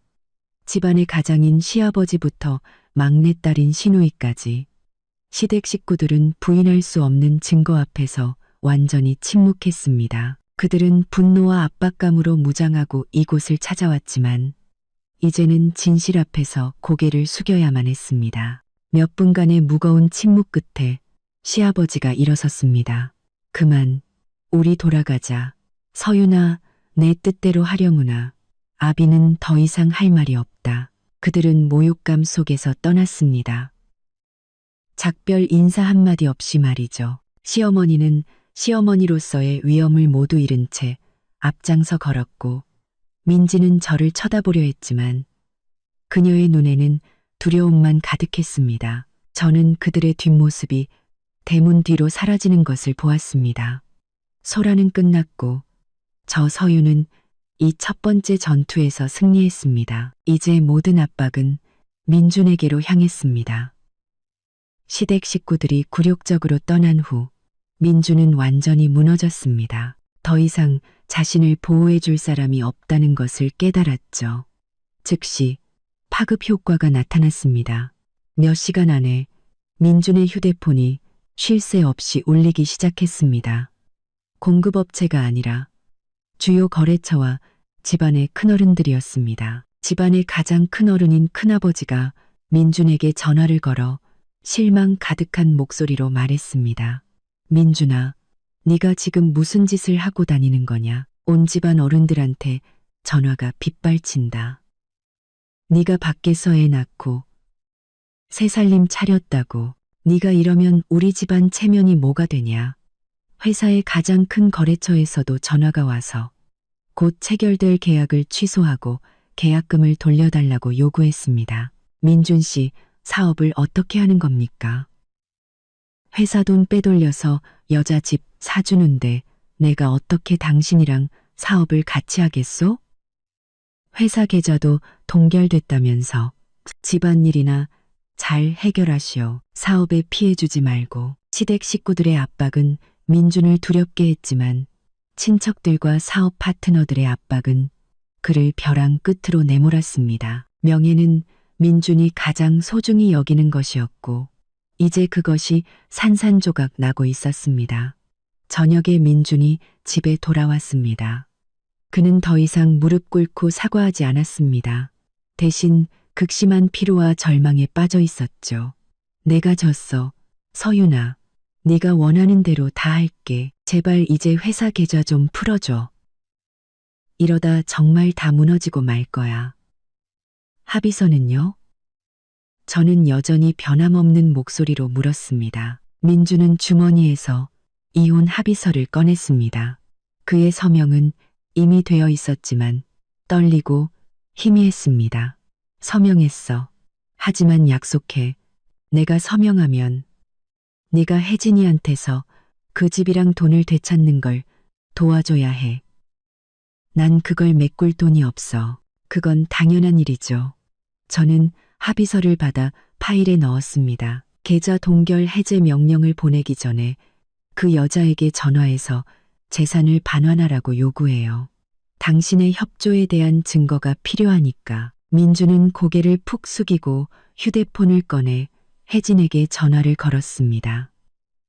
수화기 넘어 혜진의 목소리는 여전히 달콤했지만 약간의 불안감이 섞여 있었습니다. 민준 씨, 왜 오늘은 나랑 아기 보러 안 왔어요?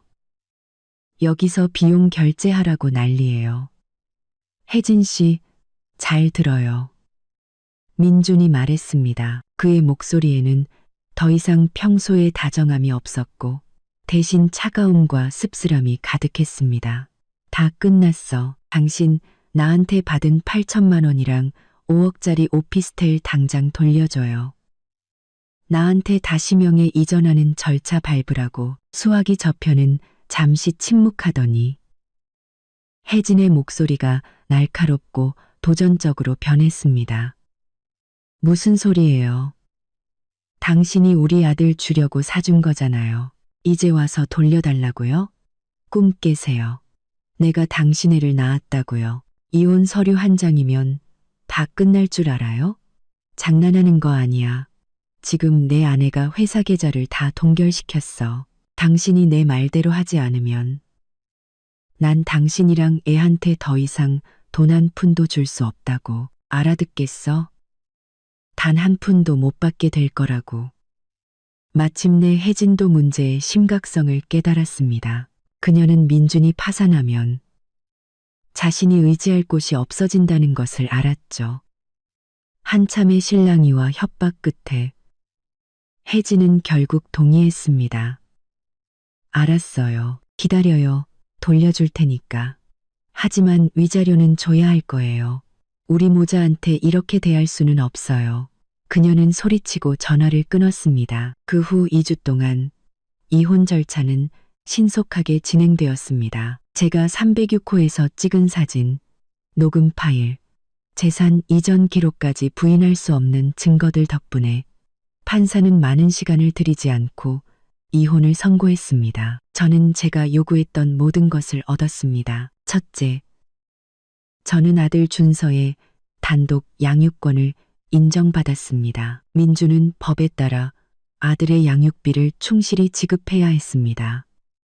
둘째, 저는 회사 지분 60%의 소유권을 인정받아 회사의 주요 경영자이자 소유주가 되었습니다. 셋째, 법원은 민준에게 현금 8천만 원과 혜진에게 불법적으로 이전된 5억 원 상당의 오피스텔 가치를 포함한 총 5억 8천만 원을 전액 반환하라고 판결했습니다. 재산 회수 절차는 비교적 순조롭게 진행되었습니다. 법적 압박과 민준의 냉담함 속에서 혜진은 현금을 반환하고 오피스텔 명의 이전 절차를 밟을 수밖에 없었습니다. 그녀는 민준에게 위자료를 요구하려 했지만 재정이 파탄나고 신용을 잃은 민준에게는 그럴 능력이 없었습니다. 민준은 침묵 속에서 우리 집을 떠났습니다. 그는 회사 근처의 작은 오피스텔로 이사했고 40%의 지분만 남게 되었습니다. 그는 회사 경영에 다시 참여하려 했지만 60%의 지분을 가진 제가 그를 모든 주요 경영 및 관리 직책에서 배제했습니다. 저의 새로운 삶이 시작되었습니다. 저는 회사 이름을 SYJS 서윤과 준서로 바꾸고 저와 아들의 새로운 시작을 상징하게 했습니다.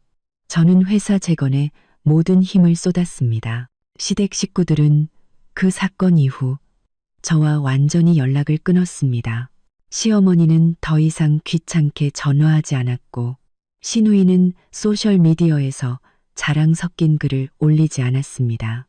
그들은 자신들의 공모가 얼마나 끔찍한 결과를 가져왔는지 깨달았던 거죠. 풍문으로 민준이 가족에게서도 외면당했다는 소식을 들었습니다. 시아버지와 시어머니는 아들의 행동과 자신들의 공모에 대해 너무나 큰 수치심을 느꼈다고 합니다. 그들은 더 이상 혜진과 그 불법적인 손주를 돌보지 않았습니다. 혜진은 가장 큰 재정적 버팀목을 잃었다는 것을 깨달았습니다. 그녀는 산후조리원을 떠나 민준을 상대로 명예훼손 및 양육비 청구 소송을 시작했습니다. 민준은 돈도 명예도 없는 상태에서 이길 수 없는 새로운 법적 싸움에 휘말렸습니다. 저의 이야기는 눈물이나 후회로 끝나지 않았습니다. 자유와 평온으로 끝났죠. 저는 강인한 싱글맘이자 예리한 여성 CEO가 되었습니다. 저는 저 자신과 제 아들을 위한 공정함을 되찾았습니다. 저는 믿음은 배신당할 수 있지만 정의와 재산 그리고 명예는 그렇지 않다는 것을 증명했습니다. 저는 책상 위에 놓인 저와 아들이 함께 찍은 사진을 바라보았습니다. 저는 더 이상 참고 질투하고 약했던 아내가 아니었습니다. 민준의 배신은 제게 값비싼 교훈을 주었지만 동시에 바로 그 배신이 저를 오늘날의 강하고 결단력 있는 여성으로 만들었습니다. 저는 자리에서 일어나 창가로 다가가 아들을 바라보았습니다.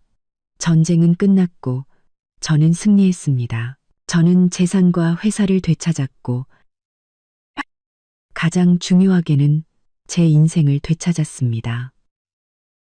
저는 미소를 지었습니다. 더 이상 어색하거나 무언가를 감추는 미소가 아닌 완전히 자유로운 여성의 미소였습니다. 서윤의 새로운 삶은 바로 오늘부터 공식적으로 시작되었습니다. 마지막 순간까지 들어주신 여러분께 진심으로 감사드립니다. 다음 영상에서 다시 뵙겠습니다.